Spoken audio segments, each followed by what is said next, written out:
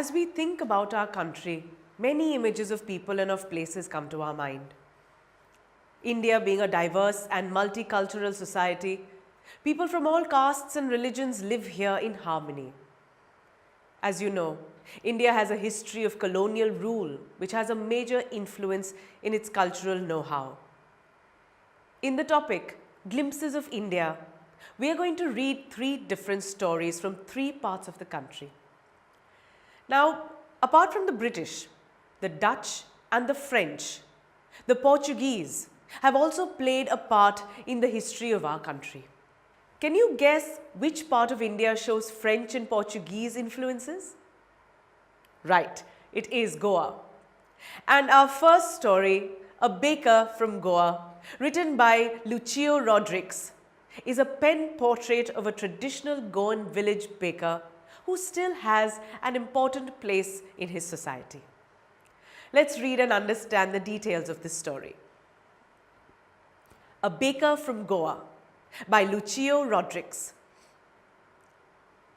Our elders are often heard reminiscing nostalgically about those good old Portuguese days, the Portuguese and their famous loaves of bread. Those eaters of loaves might have vanished, but the makers are still there. We still have amongst us the mixers, the molders, and those who bake the loaves. Those age-old, time-tested furnaces still exist. The fire in the furnaces has not yet been extinguished. The thud and jingle of the traditional baker's bamboo, heralding his arrival in the morning, can still be heard in some places. Maybe the father is not alive, but the son still carries on the family profession. These bakers are, even today, known as Padar in Goa. During our childhood in Goa, the baker used to be our friend, companion, and guide. He used to come at least twice a day. Once when he set out in the morning on his selling round, and then again when he returned after emptying his huge basket. The jingling thud of his bamboo woke us up from sleep, and we ran to meet and greet him. Why was it so? Was it for the love of the loaf? Not at all. The loaves were bought by some Pasquin or Bastine, the maidservant of the house.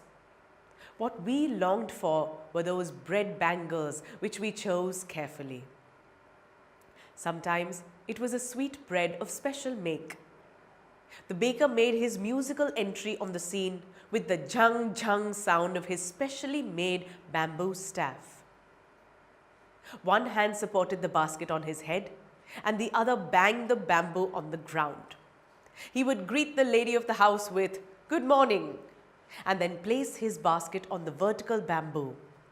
We kids would be pushed aside with a mild rebuke, and the loaves would be delivered to the servant. But we would not give up. We would climb a bench or the parapet and peep into the basket somehow. I can still recall the typical fragrance of those loaves. Loaves for the elders and the bangles for the children. Then we did not even care to brush our teeth or wash our mouths properly. And why should we? Who would take the trouble of plucking the mango leaf for the toothbrush? And why was it necessary at all? The tiger never brushed his teeth. Hot tea could wash and clean up everything so nicely after all. Marriage gifts are meaningless without the sweet bread known as the bowl, just as a party or a feast loses its charm without bread. Not enough can be said to show how important a baker can be for a village. The lady of the house must prepare sandwiches on the occasion of her daughter's engagement. Cakes and bolinas are a must for Christmas as well as other festivals.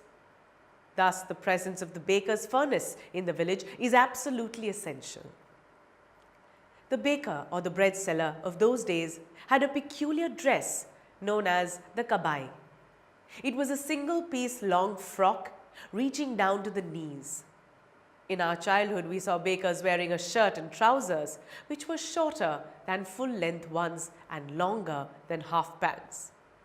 Even today, anyone who wears a half pant which reaches just below the knees invites the comment that he is dressed like a pedar. The baker usually collected his bills at the end of the month. Monthly accounts used to be recorded on some wall in pencil. Baking was indeed a profitable profession in the old days. The baker and his family never starved. He, his family and his servants always looked happy and prosperous. Their plump physique was an open testimony to this. Even today, any person with a jackfruit-like physical appearance is easily compared to a baker. Now, in this extract, the author remembers his old days in Goa when the village baker occupied an important place in life.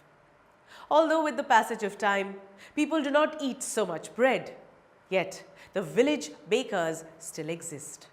The Portuguese were famous for preparing loaves of bread. After they left Goa, the traditional work of the bakers continued.